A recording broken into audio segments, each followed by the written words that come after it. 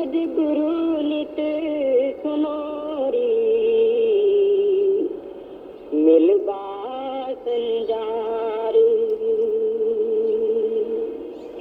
शब्द गुरु नित सुनोरी, मिलबा संजार। गुरु रूप सुहावन अति लगे, घट भान उजार। कमल खिलत सुख पावई, भोरा कर प्यार।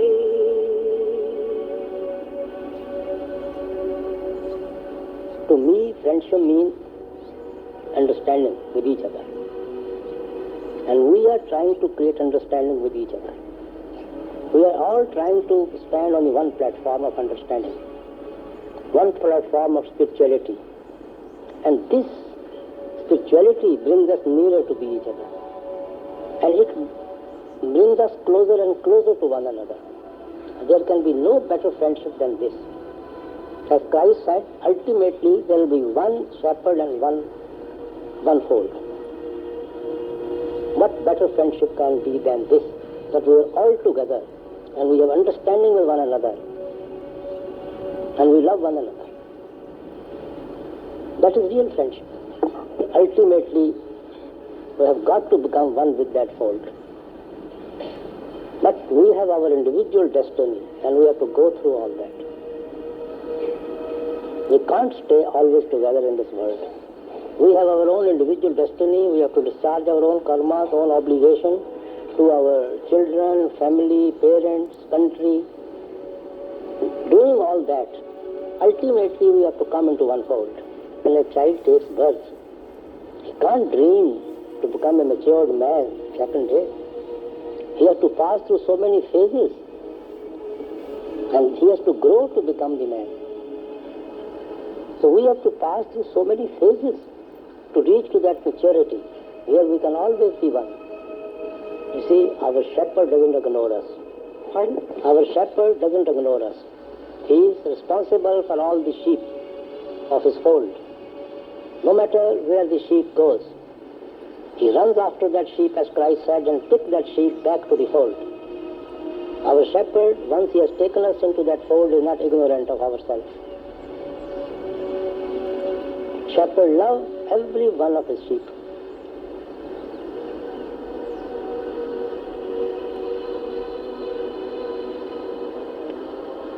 Brother, everybody, as I said, have to go through one's destiny. If you say meditation solves all our worldly problems, it's impossible.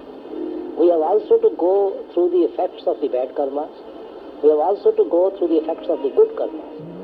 No matter what we do, we have to pass through the effects of all those karmas. As I said, with the help of meditation, we develop such a strong willpower that we are able to go through the effect of all those karmas, good and bad, without losing our own balance.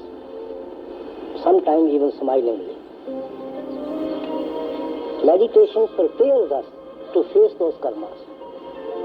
That doesn't mean that by meditation we are able to solve the family problems, our money problems, or our illnesses, or it achieves our ambitions in life.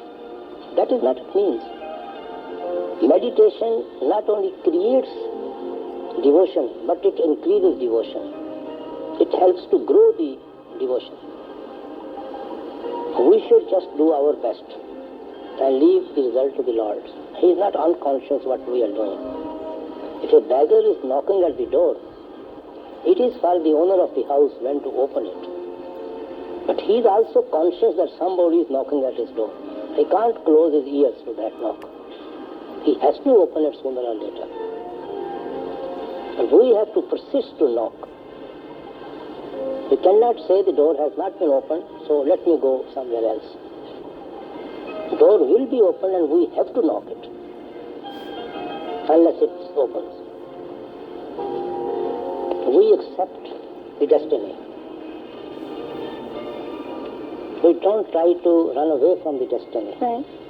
Because we have to go along with the waves. We can't swim across them. Pain has to come. Pleasures have to come. We have not to get involved in the pain. We have not to get involved in the pleasures of the world that we forget our real purpose of life. We have to rise from both of them. And We can't change our destiny, but we can definitely change our attitude towards the event of life. Happiness lies adjusting to the events of life, because events of life will not change according to our wishes, our liking. Winter has to come, summer has to come. You have no control on the change of weather. But if you prepare yourself for winter, it will pass away. If you prepare yourself for summer, it will pass away.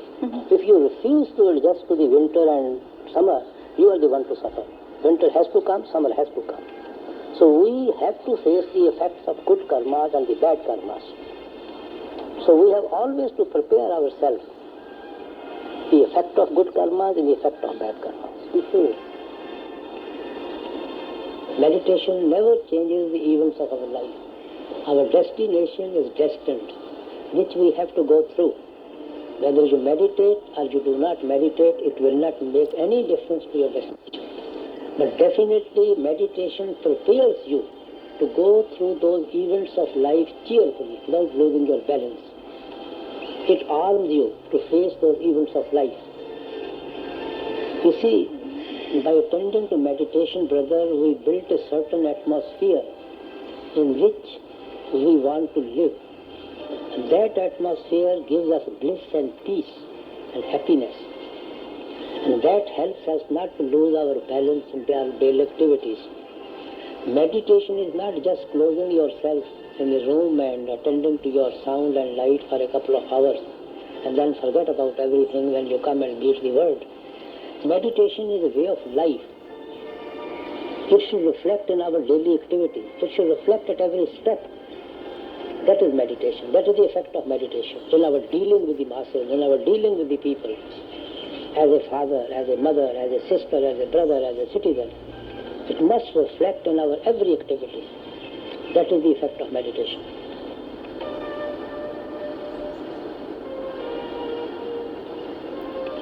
But when you attend to your meditation, you should be one-pointed to Shabad. You shouldn't try to do everything which one tells you in order to make your mind pure. People do, they go to temples, they go to churches, they go to mosques, and they read the books also, and they worship this and worship that and also sit in meditation for half an hour. That is a rolling stone which will gather no mass. We should be just one-pointed to Shabad. Unless we have that much faith, we do not make much progress at all. If we think whatever the method, school of thoughts will be okay, I don't want to take any risks, so I like to do everything, then you will not achieve anything at all. So you must be one-pointed to the Shabad. Then forget everything else.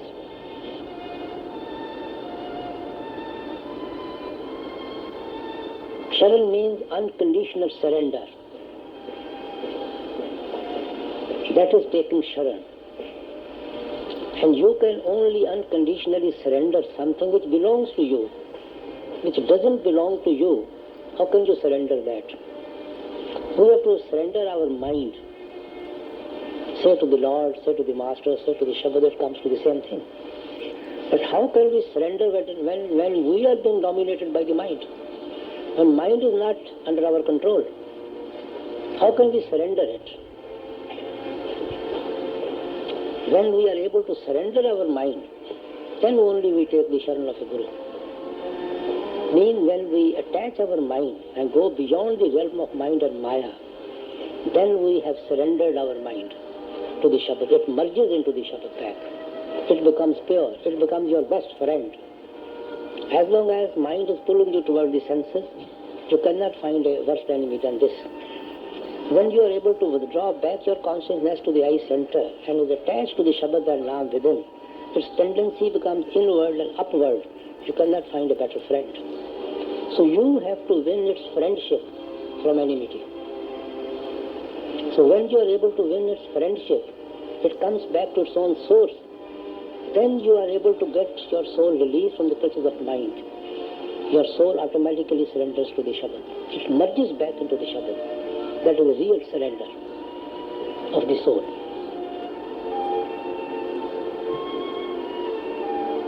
There may be many school of thoughts in helping us to withdraw our attention to the eye center.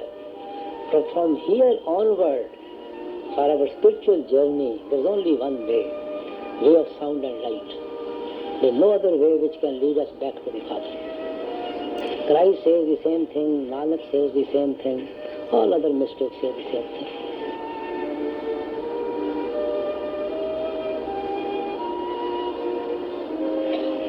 We are all slaves, and we all want to become the master. We are slaves as long as we are under the sway of the mind. Soul is a slave as long as it is dominated by the mind. So our karmas are our master and we are the slave. And Christ said that the slave has to shift from body to body, from flesh to flesh, as ordered by the master, ordered by the karmas. And we can liberate ourselves if we are put in touch with the Shabad and Naam within. And then we become the master in this very body. Then we are no more slave. So slave can become master.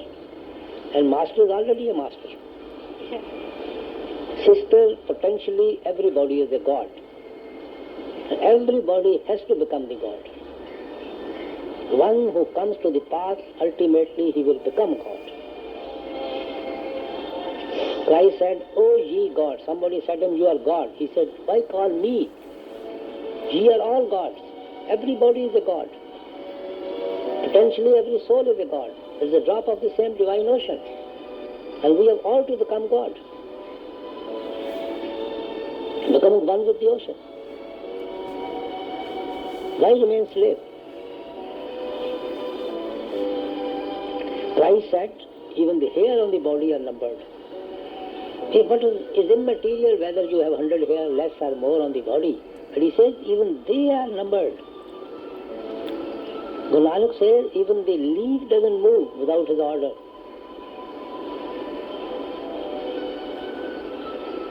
From the higher scale, there is absolutely no free will at all. Our birth is not in our hand. The environment in which we take birth is not in our hand. Our brothers and sisters are not in our hand. Our parents are not in our hand. Our country is not in our hand. Our schooling is not in our hand. Our childhood friendships are not in our hand. And they go all the way to condition our mind to act and think in that particular way. And then we start acting and thinking, we think we are free. And we forget all that, the background.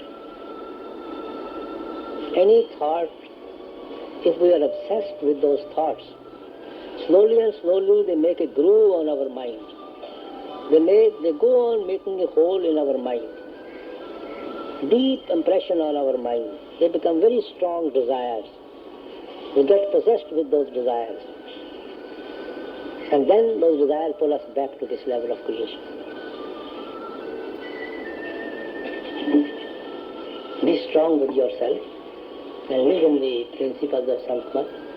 Foundation always should be very strong for any building we put on it.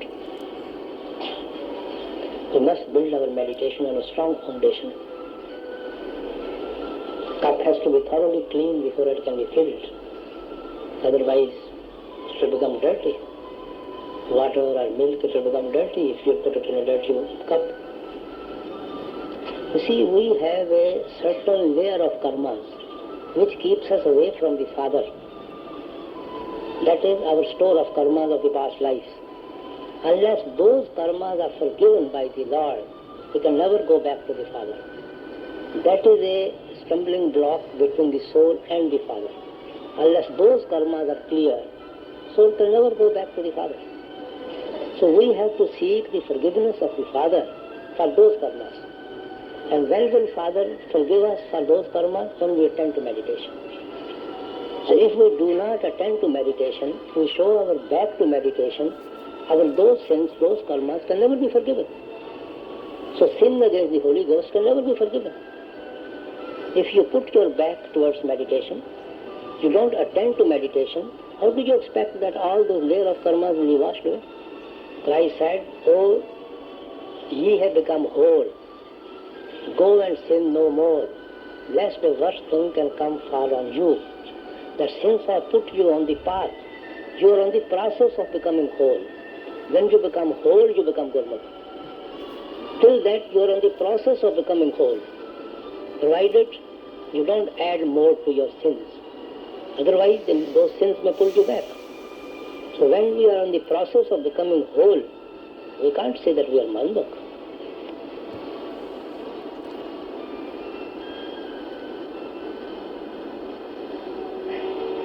Soul is an essence of the divine ocean, divine Lord. It's always yearning to go back to the Father. It has no other attachment but the Lord.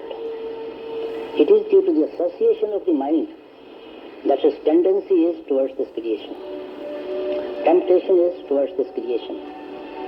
So mind starts dominating on the soul. A mind is dominated by the soul, so mind do all this crime, all these acts, and soul has to suffer for it. It's the Lord's design to run this play. That is why mystics called it play. That is His design, His play, His creation. If we analyze it right from the beginning, we have no free will to be part of this creation. We were never consulted at the time of separating ourselves from the Father and becoming a part of His creation. We have been sent from there to this creation. We have been forced to take the association of the mind. And now we have come helpless. And now we have to pay due to the, attachment of our mind to this creation. So right from the beginning we have no free will at all. We cannot select our parents. We cannot select our environments. We cannot select our schooling, our friends, our childhood environments in which we have been brought up, the way our mind is conditioned to think, to act. All our actions are accordingly. And then we have to suffer for that. So even for suffering we have no free will. Even for sowing seed, I say we have no free will. And now even for going back to the Father we have no free will. Unless He pulls us from there, unless He puts that seed of love and devotion in us and pulls us from within and gives us the ways and means to reach Him, we cannot go back even to Him. Even that is also in His hand. So even in that we have no free will. Where is our free will?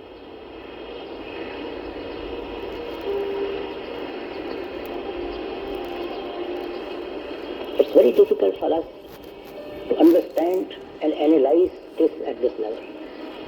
He knows best who has created this creation, who has made these laws and bylaws, how this creation is to continue, why this creation is to continue, why we have to go through all this suffering, all through misery.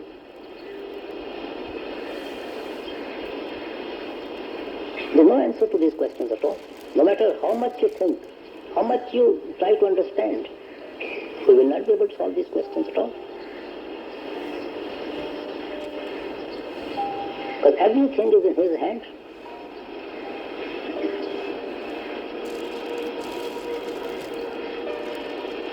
When any soul is initiated, the Master takes control, or say the string of that person in his hand. He becomes responsible to take that soul back to the level of the Father. He only lets that soul go astray as long as he wants that soul to go astray. When he wants to pull it back, it won't take him any time to pull that soul back.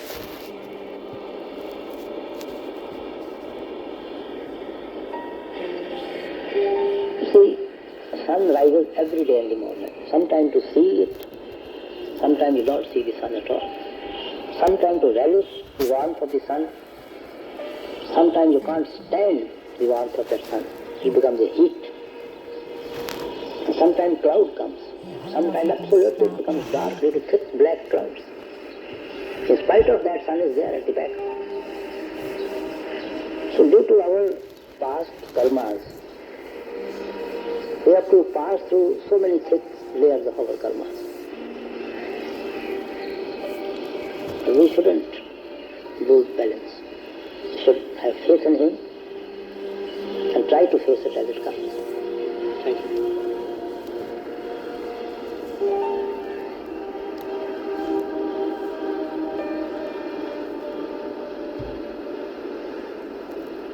Because in this world, everybody, there's a struggle for existence.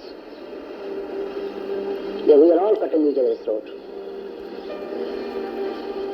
You take right from the insects. The bigger insects eats them. Fish eats all the insects in the water. Bird eats all the fishes, and so on.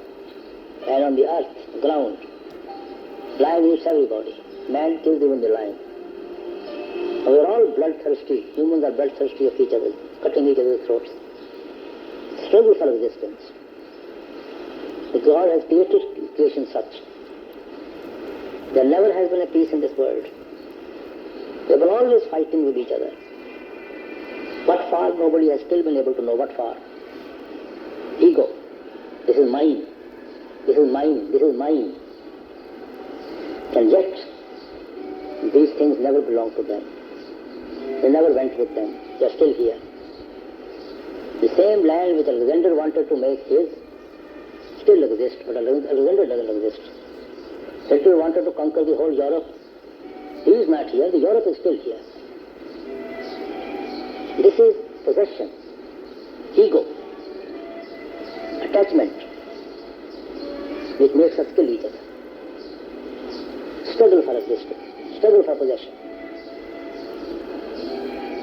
If we realize everything belongs to Him, nothing belongs to us, we will not even hurt anybody. Then we see the Lord is within every one of us. As Christ said, love thy neighbor. Whole creation becomes our neighbor. We see Him everywhere in this creation. The Nanak says, if the love and devotion for the Father comes in you, then the whole creation becomes your one family. Then you will have same love for the whole creation as you have a love for your own limited family. And you will see in every one that Lord. As long as ego is there, attachment is there, they can't cease cutting each other's throat. They have been fighting. There can be no peace in this creation at all, no matter what they do. There may be 100 UNOs may come and go. They cannot eliminate ego from a man. First they used to fight with hands, then with sticks, then with spears, then with swords, then with guns, and then with tanks, and now with bombs. But still we are fighting. What for? Nobody has been able to know. What for? What will they gain after that? Nobody knows. It is ego. Same ego makes us kill the animals for our food. Same ego makes us kill each other.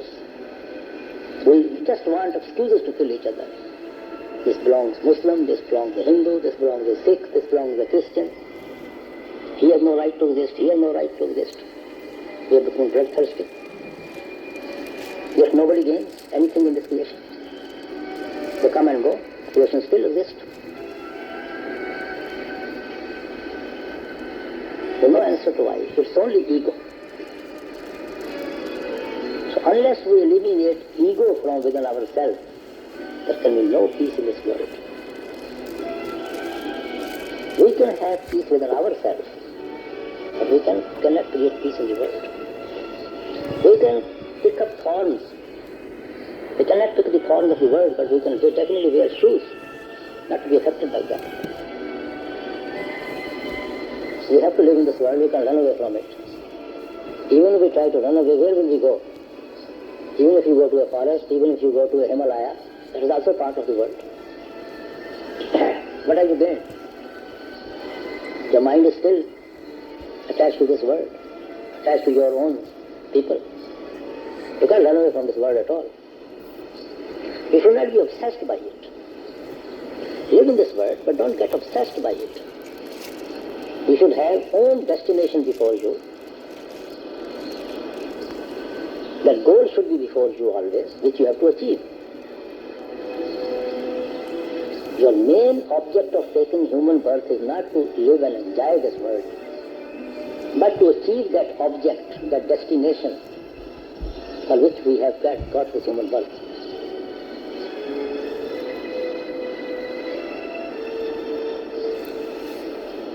We have to train our mind to detach from those desires by giving time to meditation, by coloring our mind in Shabad and Naam, dyeing our mind in Shabad and Naam, by changing the tendency of the mind inward and upward.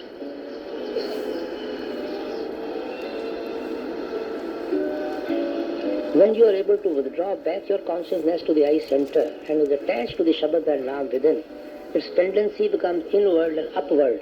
You cannot find a better friend.